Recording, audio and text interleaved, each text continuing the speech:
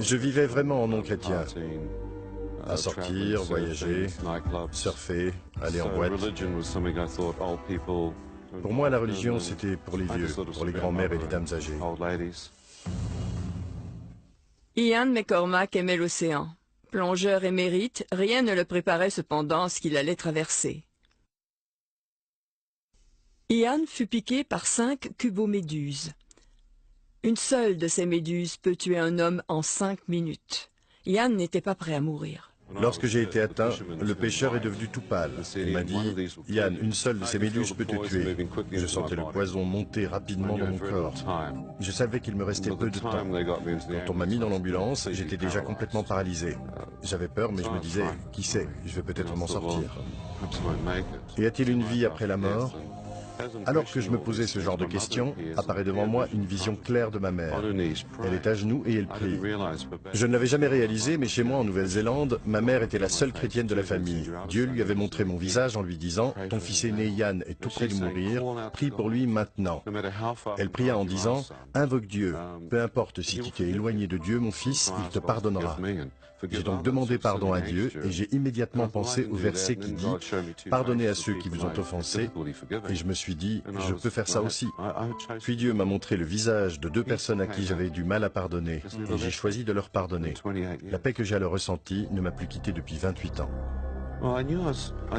Je savais que j'avais donné mon cœur à Jésus et j'avais reçu la paix, mais mon corps était toujours en train de mourir.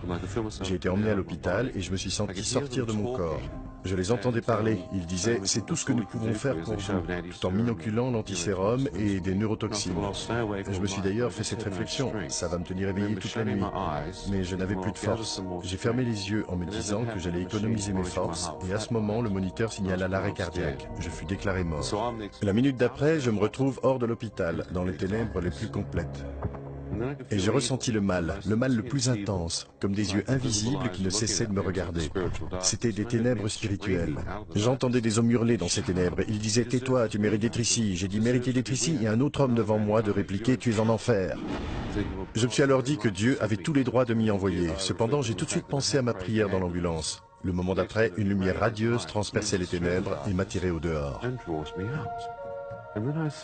Puis j'ai vu un tunnel de lumière. Qu'est-ce que c'est ? J'étais attiré dans ce tunnel étroit. Jésus a dit « Étroite est la porte, resserrez le chemin ». Et j'avançais dans ce tunnel de lumière à la vitesse de la lumière. Des ondes de lumière apparurent et j'ai vu le plein rayonnement de la gloire de Dieu qui remplissait les cieux. Je me suis demandé « Est-ce bien réel ?» Et je me suis répondu à moi-même, eh bien si je suis hors de mon corps, je voudrais retourner. Et il m'a dit, Yann, si tu retournes, tu devras voir les choses sous une lumière nouvelle. Et j'ai dit, es-tu la véritable lumière? Il me répondit, Yann, Dieu est lumière, et il n'y a point en lui de ténèbres. 1 Jean 1,5. Dieu est lumière.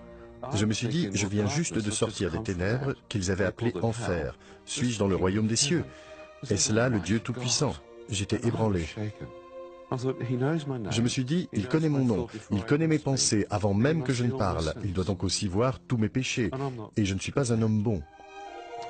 Je me suis mis à pleurer, comme un enfant, alors que je ressentais des vagues d'amour et d'acceptation m'envahir. Je me disais, mais Seigneur, tu ne peux pas m'aimer. Et je me suis mis à confesser tous mes péchés. Et pour chaque péché que je confessais, je ressentais plus d'amour. Je me suis avancé dans cette lumière et en y pénétrant, ma main disparut. Puis j'y avançai mon visage et je ne pouvais plus voir mon propre corps spirituel. Il avait été comme effacé par son rayonnement, comme recouvert par les voiles d'innombrables étoiles miniatures. Je me suis encore avancé et je pouvais ressentir la lumière dans laquelle j'entrais. Cette lumière guérissait mon être intérieur le plus profond et mon cœur qui avait été brisé. La nuée se dissipa peu à peu et j'ai vu Jésus, les bras tendus, pieds nus dans une tunique d'un blanc éblouissant. Comme s'il avait pris cette nuée pour en faire des vêtements de lumière. Alors que je regardais le visage du Seigneur, quel éclat! Son visage était la source de toute la lumière. Vous deviniez que d'une simple parole, il pouvait créer des constellations, des galaxies entières. Et derrière lui, je pouvais voir un monde entièrement neuf, dont il était lui-même la porte de lumière. Alors qu'il ouvrait cette entrée dans l'éternité, j'ai vu des champs, de l'herbe, des pâturages, tout illuminés de cette gloire dont il était lui-même vêtu.